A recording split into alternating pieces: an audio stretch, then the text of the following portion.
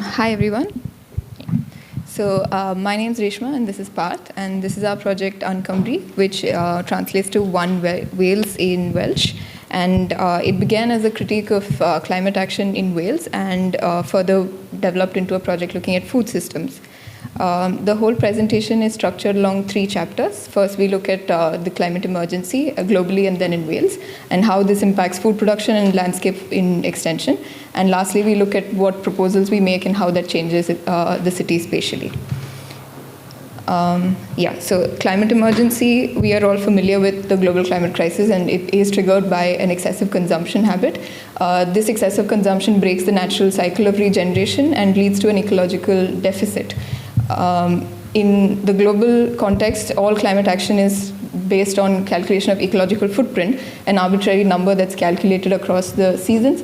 And if you look at the calendar from January onwards, several countries exceed their budget early on in February, and things as early as February, and whereas other countries exceed all the way up to December. The way these countries exist is because they're able to borrow from the future or from other countries to do so. This makes the understanding of landscape very superficial and leads to treatment in Wales, especially where it is evident as frequently, like, landscape is traded as carbon credits or energy, and in excessive rewilding, and reduces the purpose of land just for carbon credits. Next, sorry.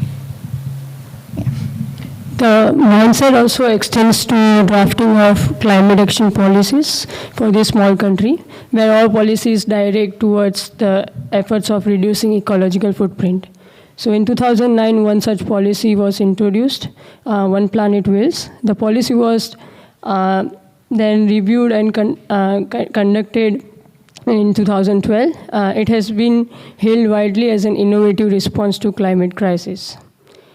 What this policy does is it allows one to build dwelling on agricultural land if you reduce your ecological footprint and have a suitable land-based business plan. There is a 5-year period to set up the new lifestyle in Wales and to achieve the 7 specified targets in categories which includes food, fuel, water, and energy. The calculation of the ecological footprint is at the individual scale, making it more vague and unclear. In order to understand the policy better, then we spoke to Dr.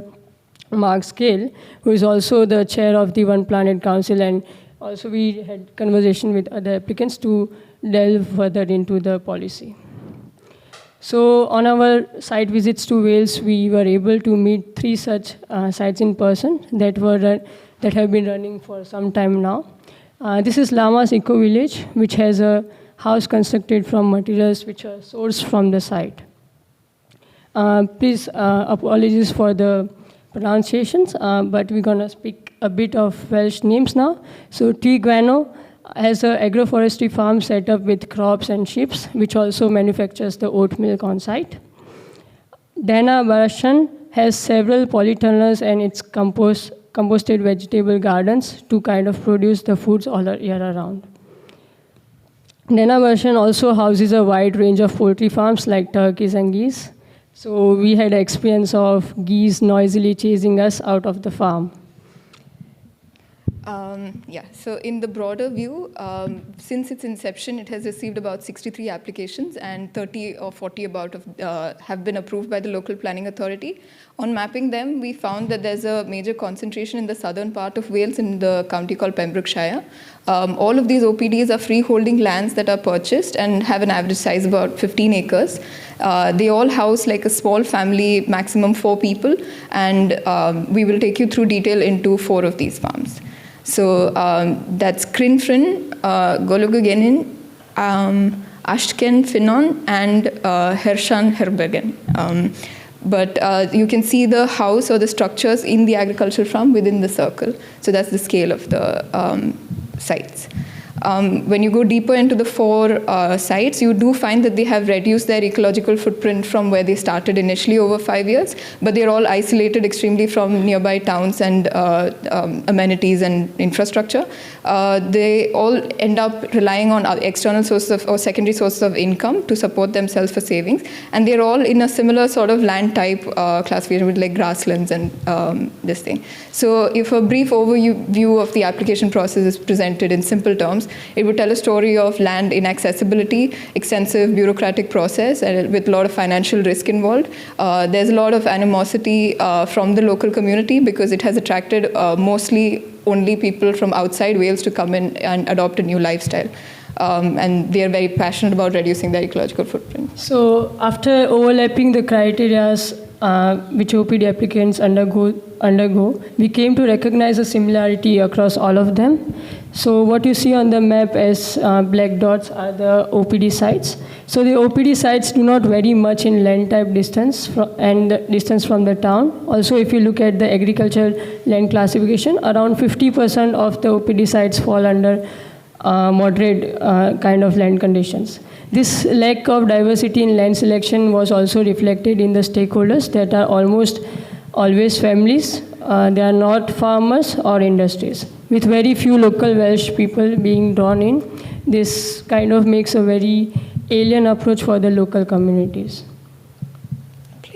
So, while these labels assigned to land appear to measure productivity, upon observing the soil under the microscope, we could see contradictions between the similar categories depending on the different types of farming methods which are practiced.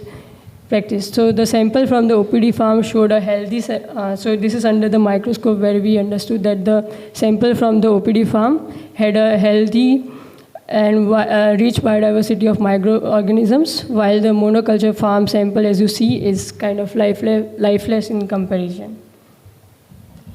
To further strengthen our hypothesis, we kind of took more samples from across the Pembrokeshire, Wales, and we confirmed that the forest land samples showed more fungal presence and grassland showed more bacterial organisms, making it rich in all sense for agriculture. So with all these gaping contradictions, it is evident that the ecological footprint on which global climate action is centered, which effectively in global context is effective in global context, but is ineffective locally. Wales has not been able to reduce or assess its ecological footprints since the OPD policy came out, and also not created enough resilient landscapes to mitigate the climate crisis. So so going forward, how do we prepare Wales for the onslaught of the climate crisis? And in order to understand this better, we first spoke to local activists and members of the farming community to understand what they knew of the land. So our first contact person was Richard Edwards, who's a local activist and founder of Low Carbon Cymru, which is an organization that works towards mixed agroforestry systems and technologies. Their intent is to lock as much carbon as possible, as fast as possible, into the soil where it belongs. So he also spoke to us about like the larger problems that plague 4 million people who live in this country, which include rural housing shortage, food insecurity, and then exposure to economic conflicts from the outside. Going forward from these discussions, we decided to realign the existing OPD policy, the goals to suit the interests of the local population as our primary concern. So what this meant was the 7 goals that were placed on the individual in the OPD policy. We restructured them and divided them into the community and the individual separately. So even there are no individuals, but more like collective of people starting to come together. And we proposed a food hub to sort of deal with that. Before we detail what the food hub does, we want to walk you through the existing conditions of agriculture in Wales, what that landscape looks like. Since farming is a cultural enterprise, this affects many aspects of the local daily life, from dietary habits, which are excessively meat-based, because in a country of 4 million people, there are 10 million cattle. Also, with reduced interest in farming, the Welsh population, Welsh-speaking population, is also migrating out of the country, and farmers are the largest Welsh-speaking occupation in the country. With 80% of the land being used for farmland, it seems like the farmers would be the most critical people involved in reducing ecological footprint before anybody else. Apart from that, the monoculture farms have broken the carbon cycles and nitrogen cycles, which make food nutritious. There's also a wasteful practice of trading food. globally. And this is what we have proposed. So all things considered, we want to make policy proposals where dietary changes are planned according to the National Food Strategy published in 2021. We increase fruit and veg production and consumption, thereby requiring more labor. Housing must be provided for the labor that comes in. We reduce livestock farming and introduce agroforestry systems. We support farmers better in order to, and also support the outreach programs for increasing Welsh language speaking. And in doing all these things, we are also able to affect supplementary industries like tourism, which is a huge part of the local economy. And agriculture-based tourism is about like a 2 billion industry by itself. All the farming subsidies that are being spent towards secluded and segregated efforts towards like tree planting or like hedgerow planting, we channel those funds towards a more consolidated effort towards food production that is more conducive to the land, and reduce import and export of wasteful ways in which lamb is exported to France and also imported all the way from New Zealand. So these strategies should also have impacts globally. So this is what we're proposing, the food hub that I mentioned earlier, where we have we work towards making food sovereignty our goal instead of reducing ecological footprint. And all the subsidies and things that are being awarded currently towards climate action gets streamlined towards the purpose of producing food locally for the local this thing. So since Brexit, the Welsh government is in process of drafting the next sustainable farming scheme. So we envision a new policy called the Uncymru policy, or One Wales, to channel these funds towards producing food production and the necessary infrastructure common to all of them to make that more efficient. So, as said, the Food Hub as an organization will start by making land more accessible to its applicants. So, new entrants and existing farmers, through a right to buy incentive, will be allowed renting or purchasing option of the farms at a controlled pricing. These farms could be individual or part of farming clusters or community land trust. Your Food Hub aims to kind of facilitate the local collaboration between the landowners and the new entrants. So to detail out the policy, we have kind of phased it into 3 parts. So in the first phase of implementing the Uncymru policy and introducing the Food Hub locally, the goal would be to build community wealth through knowledge exchange platforms for thriving MIFA system. Collaboration and stacking many enterprises on each farm is a must. The Food Hub would be a mediating body that would strengthen this relationship by facilitating knowledge sharing, training exercises for the new entrants, and managing events such as farmers market and affiliated CSA programs.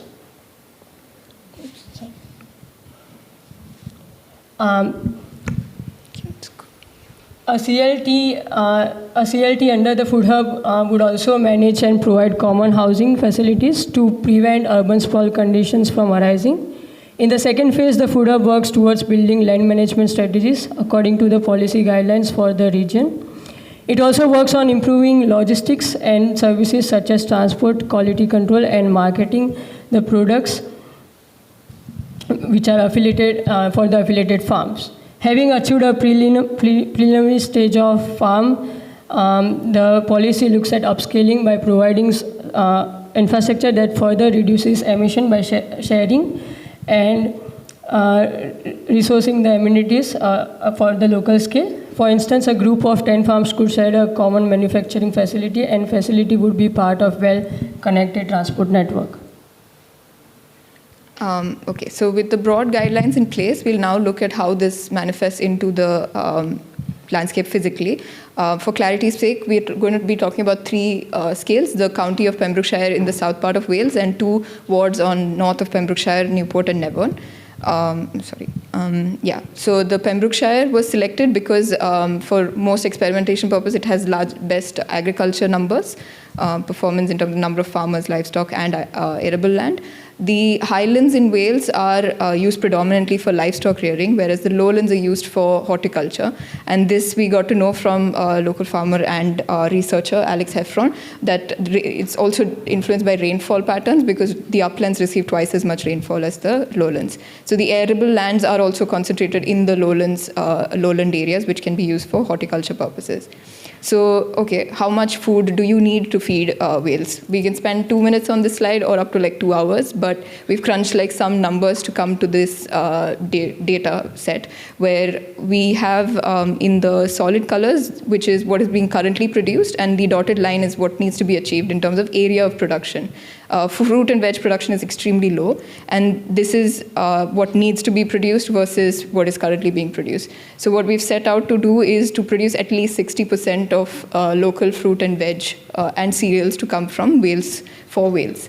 And broadly speaking, like 1 acre of land could feed about 2.5 people through the year, or a cow for 3 months, and extra like biofuel and things like that could also come from 1 acre of land, which is what we'll be using going forward. Just as a reference, like we've used multiple data sets from like EU numbers and UN numbers, and also Welsh government statistics to come to this, and also in terms of like individual consumptions. So taking this number through a thorough calculation, so this 1 acre provides for two and a half person and it's kind of carefully distributed around the major town in Pembrokeshire. So what you see here are the steps, the criteria used to distribute and design these zones. Was the proximity to the town center and the admin boundaries in order to make it a local initiative. Once the food zones are twisted to fit into the, as you see on the map on the right-hand side, it's kind of twisted into the zones which are dedicated, which will dedicate functions in the food supply chain. So upon overlaying the population figures of these towns, the areas required to feed the corresponding population is identified. These zones are split in three major zones, which will detail out further, which are kind of adapted from the Market Garden Renaissance project, which is advocated by the Land Workers Alliance. Please note that the shaded areas are indicative and not literal regions on the ground. So what you see as 3 shades are the 3 different zones, which are with respect to the proximity and the requirement, which we have detailed out in the further project. So the zones would manifest on the landscape somewhat as represented, where farms that opt into the Food Hubs program would follow the guidelines established and start to take on the different role from the current model. To demonstrate this, we have looked on the challenge of feeding the population of Newport-Nevern, the small town north of Pembrokeshire. So Newport-Nevern, with many varied complexities of terrain, the first step is to identify the land parcels most suitable to be part of the food hub. This started by excluding a dedicated riparian buffer to protect from flooding. Mentioned that the exo on the side, like as mentioned, as the exo on the side is the indicative way of detail of what landscape shown in the map will look like as highlighted. So after excluding the riparian areas, we will look at the difference in rainfall. Based on rainfall, the uplands will serve towards, sorry, I'll start with the lowlands. The lowlands will be looking at with more arable land and improved horticulture practices. And in spite of heavy rainfall, Wales is known to suffer from drought conditions, so the uplands will serve towards improving water percolation and preventing soil erosion. Then taking inspiration from the Land Workers Alliance growing zones, the 3 zones that were mentioned earlier, the first zone which is within a 5 minutes walking distance of the town would produce about 3% of the food needs. This one is called the urban and commercial gardens. The second zone would look at horticulture and livestock rearing. That would produce about 17 to like 20% of the food requirement. And the last zone, which is about 35%, would be requirements that take place in the peri-urban, which is the last zone in the that part. And the grid overlaid is the acreage that we were talking. So each square would feed about 2.5 people. Yeah, so if we just sort of try to visualize this together as each plot, so each of those squares is about 1 acre. If we take a sample of about 10 acres across the lowlands, then we see all kinds of new fruit and vegetables being produced locally, shared amenities for fruit and veg systems, so they can be assembled and manufactured and supplied across, bringing back certain lost or losing, disappearing local food varieties of bread and things that now are not so common anymore. We also have a small amount of proposed silviculture practices, so there are areas for foraging and things, and also regeneration of the forest cover. Labor would be a big part of reviving horticulture networks because it is labor intensive, and these labor are of both contractual nature and permanent basis. They would require housing, but we would not provide that on the lowlands, but locate them on the uplands where it's less prone to flooding. In the uplands, we are looking at livestock and dairy sort of this thing, and supporting cereal production, which would be planted in rotational basis. So there is area for pasture, but it is not a monoculture practice. The silviculture model would be almost like the entire of the third zone, where there are different practices where people there are sections where people can enter and enjoy. There are sections which are restricted for conservation purposes. There are extractive practices, but there are also which are planted in multiple cycles and not tree felling is not all at once. And the products that come out of this would also serve towards generating biofuel and energy requirements. Labor would be less on the uplands, given that it's not horticulture. So taking it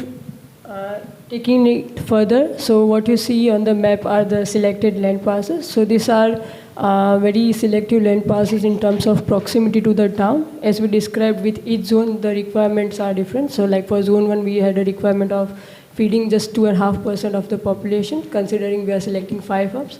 So in the certain way, we have selected farms in the proximity, and so it's going to be like small, medium, and large. So it's part of phase 2 where we provide the land services. The phase 3 is providing the suitable infrastructure, considering it in the proximity of cluster of farms. For every 100 acres, we are providing a community manufacturing unit and the processing unit, which is kind of catalyzed by the knowledge sharing centers, which takes place in each zone as one. So what we've described so far is something that's already in works in Wales. There have been small pilot projects that have been initiated and attempted. There was the courgette report which was tried, where one farm was hired to supply courgettes throughout 29 primary schools in Wales and feeding about 1,500 students. So it was a very successful project, and the ideal scenario for that would be to expand through all of Wales. What we are proposing is sort of a expansion of that idea, but by collaborating and involving more people. This would look like that on the map where, yeah. So you can see the zones as like in terms of proximity. What are the red dots on the map are the institutions which can the farmers can collaborate with for more efficient. Yeah. So it would be managed by the food zone, that admin boundary, and it would be able to feed into that all the local or nearby institutions and public buildings. What we end with, we would like to, this thing is to sort of what we have demonstrated in Pembrokeshire to expand towards all of Wales. Obviously, northern Wales is more hilly, there is more like highlands, it's not suitable, so then that would shift lower. Then maybe to feed Cardiff would require land elsewhere, but to sort of manage this across the country nationally and feed Wales by itself. Sorry, just 1 second. Yeah, so the idea is to build a stronger local resilient food system which would protect the Welsh population from external stresses of climate change, and this in turn would have a huge impact on the global climate change, because a small country of 4 million would stop asking New Zealand to send it lamb and things like that. So even if it might seem like a small effort, it could have larger implications than what is currently being done. And yeah, a huge thank you to all the people who helped us, and yeah, thank you. Thank you.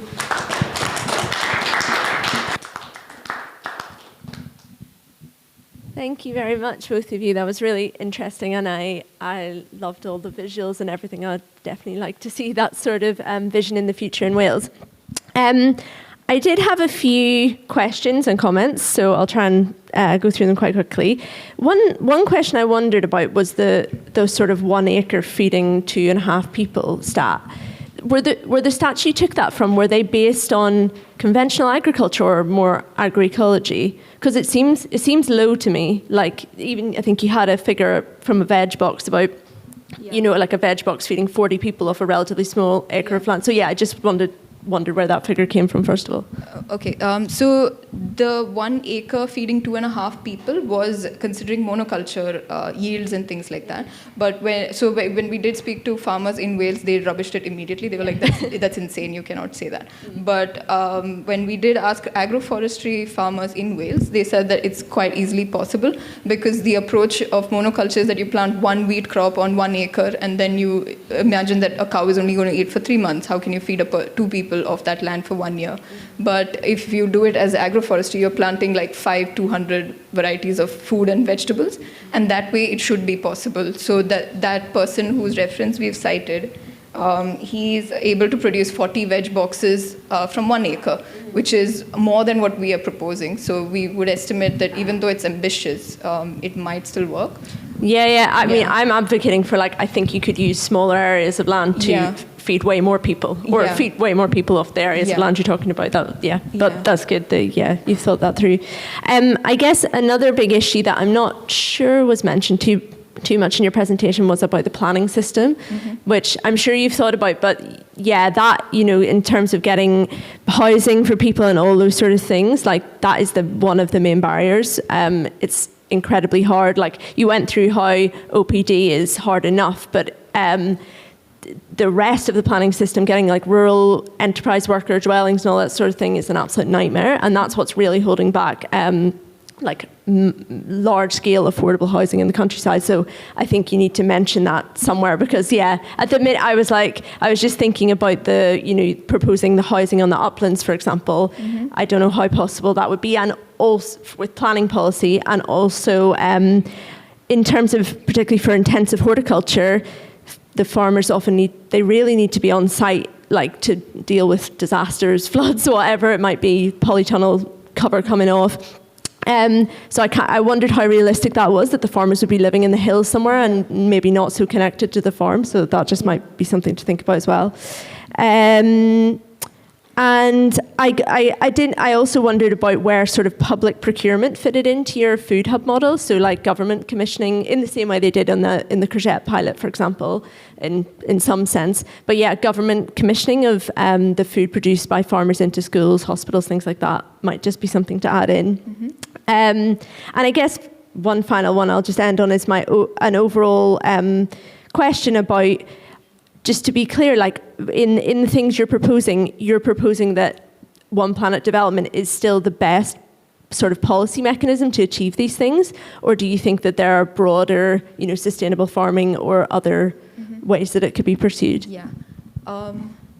So the earlier point that you mentioned about the uplands and this thing, I understand it's a bit lost in this thing, representation of it, but between the uplands and the lowlands, the distance is about maximum 20 minutes, because these are very small, intimate areas of commute, and it's not crowded, it's not this thing. So it shouldn't be, it's not like we're going to chuck them on top of a hill and they're going to come down to their farm somewhere else. We're going to try and streamline that and improve transport network along the way.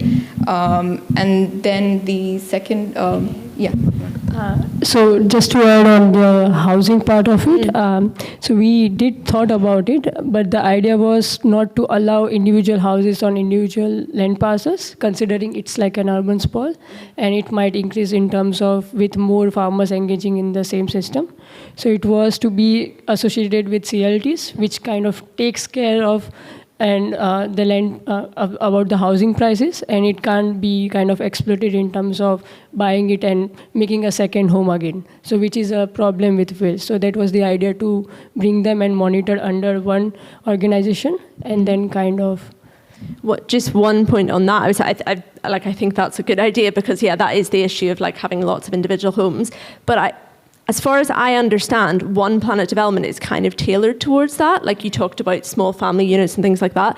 So getting planning permission for that is hard enough, but getting planning permission for a CLT, larger housing scale, could be even more difficult. So I think that's why you need to kind of take into account the planning considerations.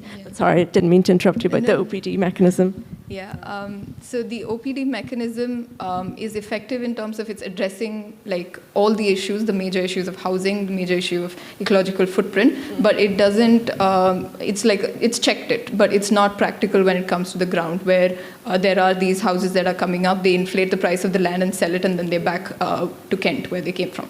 But what we're trying to say is that instead of maybe drafting another new policy and then seeing how that works and fails, we sort of rechannel what is existing, and when the new sustainable farming scheme that is underway comes out, it makes suggestions for land management that are more effective for not chasing ecological footprint as a number, or to say to the world that, okay, Wales is a one planet country, but say that we have better land management practice, the soil is good, we know where the food comes from, the farm is right there, and the courgette is on my plate. So that's sort of an approach. And so there are, all these farms are currently being supported by subsidies alone. They're not necessarily profit-making enterprises, simply because they cater to the global market. But if you break that global market, which the government is very well positioned to do, instead of subsidizing those activities, you instead subsidize agroforestry systems and mixed forestry systems. And automatically, the farmers will be incentivized to switch, because right now they're being incentivized by the wrong goal. So I think that's what, we won't say OPD 2.0, but say that, we just be smart about existing policy. Yeah. Thanks. I have loads more I could ask, but I'll let others talk. Thanks. Thank you. Thank you, Parth. Thank you, Reshma. Your Welsh pronunciation was pretty good. Well done. I like that. And I like, it looked like you did some really nice field work, so that's really, really interesting. I think I would echo maybe some of Kim's comments and sort of make the point that there is an escalation within your presentation from starting with a singular example to a policy to a very ambitious, possibly even utopian approach towards planning. And that's not a criticism. I think that's necessary, and that's exactly what these kind of exercises are about. But to make that kind of jump, you need to do a bit of editorializing, a bit of narrative work to make that a coherent argument. Because for me, the coherent argument is there are aspects of the OPD which are extrapolated into these broader scenarios around labour intensity, around the development of food sovereignty, variously defined. But I think you need to work a little bit on justifying how we start with that existing policy, which has many commendable things, but has made not a huge amount of difference in quite a long period of time, given the number of people who've actually been able to do it and the type of people, as you point out. But you need to make clearer why it's necessary to justify this kind of escalation. And I think to do that as well, it would be good to move and kind of boil down some of the more sectoral overview of Welsh agriculture that is throughout the presentation towards the beginning, and just in a very clear problematizing statement about what's wrong, why the OPD was suggested to make a difference. It hasn't. Here's what we need to do. That's all there. It just needs a bit of reconfiguration, narrative work. Like Kim, I have so many questions on some of the technical things as a result of the ambition, and again, that's not a criticism. That's a really good thing. But I won't go on too long. Probably I would also echo Kim's comment on public procurement, but that speaks to a broader need to at least make some efforts towards unpacking a little bit some of the substance of governance that is going to facilitate this kind of model. Is it local authorities? At one point you talked about food zones as an institutional form of governance, but that was not really acknowledged explicitly. How a spatial orientation also functions as an institution.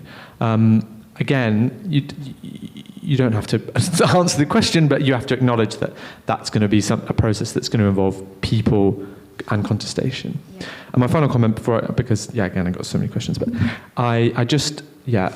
the integration of a nationalist sensibility is really interesting and really requires thought. And nationalism in Wales is a two-headed beast, as it is in many places, and it has some progressive elements. And I, as a Welsh person, and to a degree a Welsh nationalist, agree with some of your suggestions. But I think you need to recognise the dual nature of some of the language that you're using around Welsh food for Welsh people, around insiders, outsiders. That's something that requires care and attention. And again, you're not going to solve that, but a recognition of that nuance, I think, is necessary. Because, again, you know, I'm sure. You've talked about it, I'm sure. But no, those are my comments. But it's fantastic. So please, think about those. But well done, mainly. Yeah. Thanks. Thank you. Regarding what public procurement, this thing. So the only reason we sort of kept that on the down low, we initially did want to do like public procurement as the end, like food supply chain. But when we did speak to farmers, they said that comes riddled with its own challenges in terms of, it'll be given to the lowest bidder. So the monoculture farmer is going to be the lowest bidder at this point of the policy. But maybe in like the final stages, for sure, like that's the goal. Yeah, and that could even involve thinking a little bit about the timelines of these ideas in stages. But yeah, I'd be interested to chat a bit afterwards, maybe. Yeah, just a very short comment or remark. I am very impressed by the quality of the work, of the research, and the quality of the argument that you made, the presentation of that. I was wondering whether, because in some ways you seem to tend toward a kind of valley section, with from the river or the water to, and it reminded me a lot, and I just wanted to know whether it was in the back of your mind, the Patrick Geddes work, all right? Which would be a way, like focusing on those watershed metabolism toward these ideas that are discussed nowadays again around the bioregion stuff, which might be a way, focusing on this scale, to escape the purely nationalistic things and go more into a kind of federations of water basins and things like that. But really, I want to congratulate you for the consistency of the work, and it seems to me to be very promising if it's not finished. Thank you. I don't really have too much to add either, really, for kind of the same reasons. It felt really thorough, very detailed. It was a very, very good piece of work. I found it really, really interesting. I think the only thing I really would sort of follow on with is just to echo these comments around procurement. I think that's the sort of thing, if I was to push it forwards, I'd think about that a bit more too. Do you know about Blaenau Festiniog? It's like a little town in Snowdonia. It's like a sort of deindustrialized landscape, or used to be all slate mines. But there's a whole set of local initiatives around there focused on like community wealth building. And in many ways, it sort of echoes some of the things you're intimating, these sort of cooperative resources, processing hubs, etc. And it was, the sort of schema of it is a lot of people trying to overcome like the limits of the way the land is used, the sort of barriers they face in these quite rural agrarian economies where they're quite high up in mountains, for example, quite isolated. And so it's like, how can you leverage the assets you have to create sort of better conditions for people in the town? I think it's quite a useful reference to you, I imagine, because it's a very similar set of policies to what I think you're sort of intimating here. And I think something that's quite common in community wealth building schemes is this concept like the anchor institution. It's like, how can we leverage existing state expenditure? So you sort of suggested, for example, with schools, it's kind of exactly that. Like, could a school buy a ton of courgettes and could that support local farming? It's this kind of principle. And I think it'd just be quite interesting to think through that a bit more. Like, there's this relationship between the urban and the rural. So you've got these processing hubs, you've got these sort of manufacturing plants in your scheme. Like, how could they have contracts with the hospitals in Cardiff, for example? And even though there's a lot of complexity to this, there's also huge amounts of money in this. Like, my friend's a chef in a school in South London. He spends like £15,000 a year on chips, right? It's like, so if you think of all the schools in Wales, like, what is the value of the chips in the school? It's actually a huge amount of money. And actually the problem that he says is the reason that a lot of procurement goes to the big guys isn't just because of the lowest price, it's because of the consistency. Like you want to be able to buy 1,000 fish for Friday, you need 1,000 fish for Friday. And can the guy who's like a relatively small processor guarantee you 1,000 fish? It's like, not necessarily, but the big people can. So how can you overcome that issue, again, through the sort of cooperative managed sort of infrastructure you're proposing? I think that'd be a really interesting dimension just for you to like push it on with. But yeah, it's a great project, so well done. Thank you. Sorry, one final thing just on that was in the Courgette project, they worked really closely. I think it was in the Courgette project.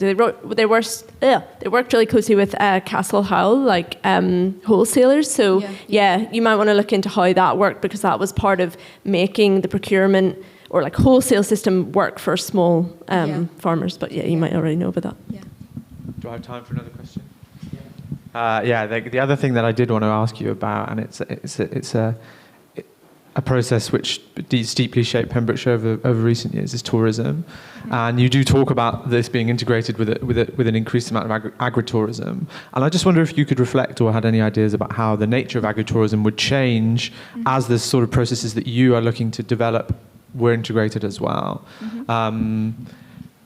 Arguably, if Pembrokeshire was a more sovereign, to again use a very loaded word, or a place capable of generating more wealth within its own community, I'm sure there's lots of people who would think that would be a great reason to have less tourists. I wonder also if tourism was something that was talked about critically in your research when you were visiting there. So if you just reflect a little bit on the role of tourism, because you do name tourism as something that would increase in this scenario in your opinion, but I'm not sure if that would be everyone's desire.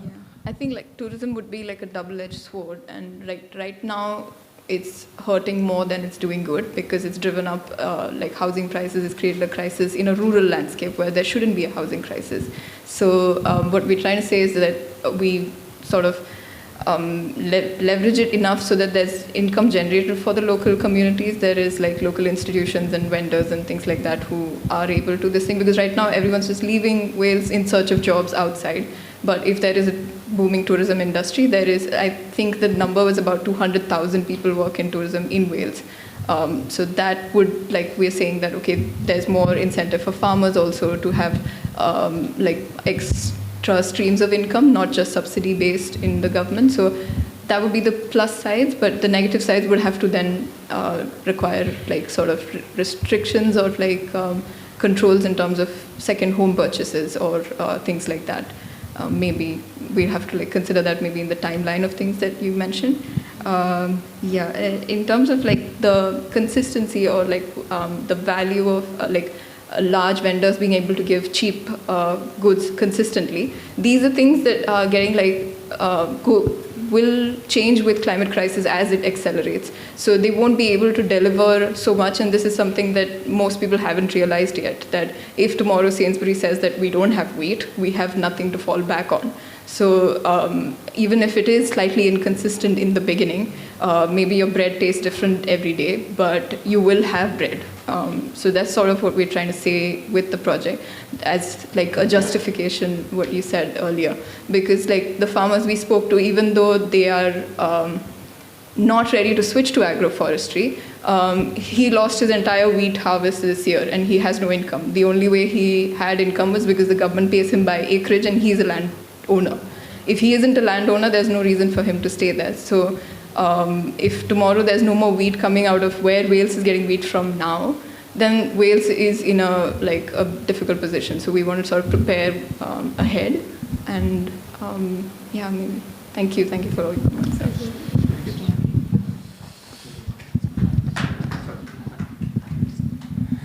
Maybe a couple words. Sorry. Thanks so much.